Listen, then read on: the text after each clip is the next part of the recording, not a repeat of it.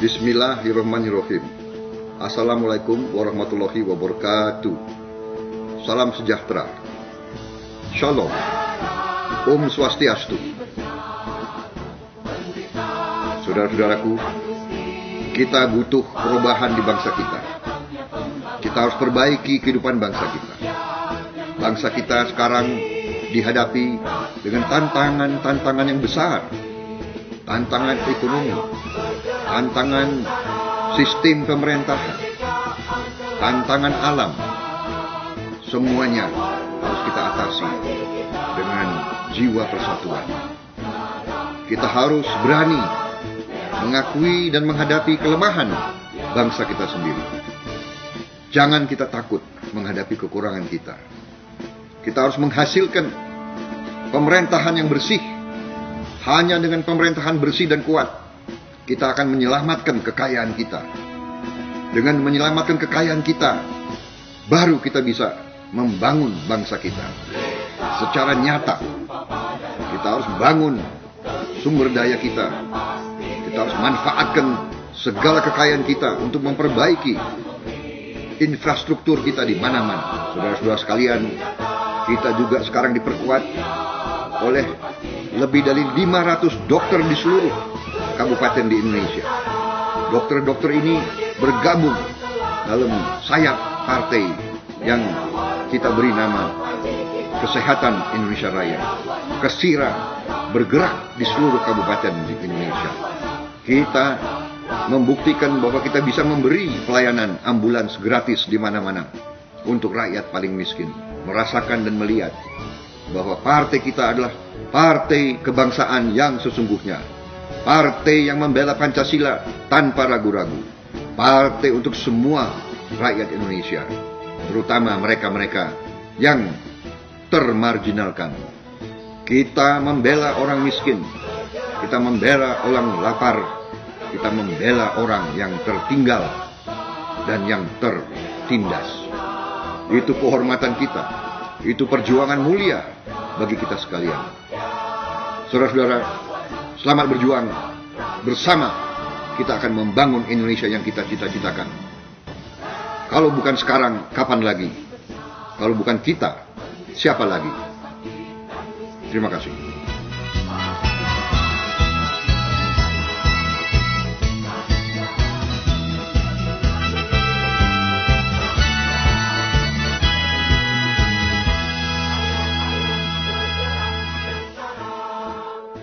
Nama saya Herman, saya sebagai tukang becak.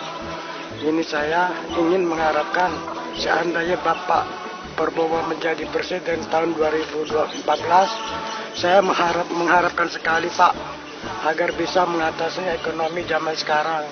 Karena zaman sekarang ini sangat sulit dan juga kadang-kadang sukar mencari uang gitu. Misalnya tidak seimbang Pak dengan belanjaan zaman sekarang ini.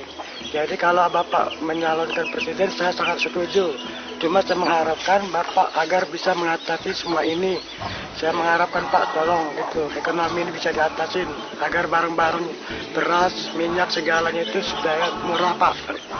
Nah jadi himbauan saya sekarang juga, atau saya minta kepada Bapak bisa mengatasi semua ini. Nah karena saya ini tukang becak Pak, kadang-kadang saya tidak terjangkau dengan ekonominya sekarang. Ya begitulah Pak. Selamat datang Bung Arif Poyu. Selamat. Saya panggilnya Poyu ya. Poyu boleh. Arif atau Poyu sama aja. Bung Poyu, kalau melihat situasi hari ini politik nasional kita sungguh luar biasa. Carut marut, korupsi di mana-mana. Bahkan banyak yang mengatakan salah satu analisanya bahwa ini persoalan kepemimpinan nasional. Anda juga sebagai hari ini menjadi aktivis, kemudian menjadi salah satu aktivis partai hari ini ya. Bagaimana Bung Poyu melihat secara umum tentang politik nasional kita hari ini? Begini, kalau menurut saya memang yang pertama ini kepemimpinan. Ya. Dan kepemimpinannya ini kan salah satu kepemimpinan dilatar belakangi oleh sesuatu yang kejujuran, pasti dia akan memimpin dengan baik. Jadi kalau kita lihat SBY ini kan bukan hasil pesta demokrasi yang jujur, tetapi penuh dengan kecurangan. Dari prosesnya sendiri? Dari prosesnya sendiri, mulai di pemilu 2009 itu. Ya, itu hasil dari kecurangan. Kalau pemilu 2004?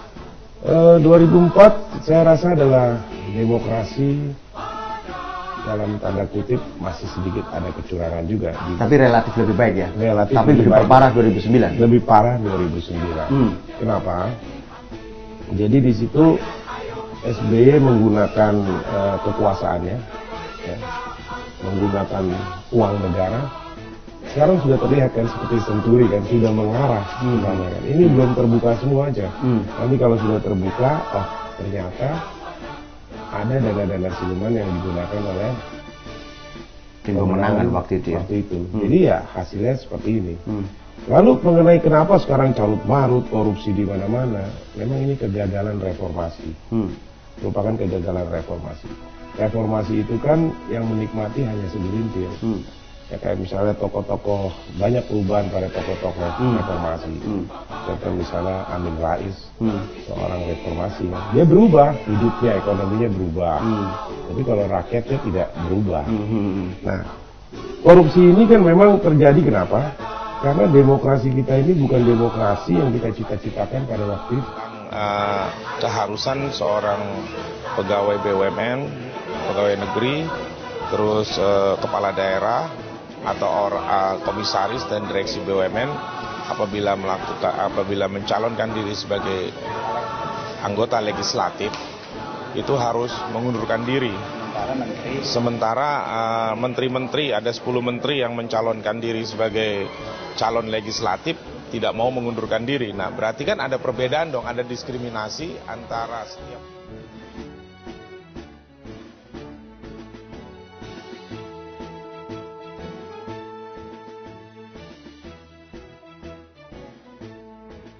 Ayo, sejarah secara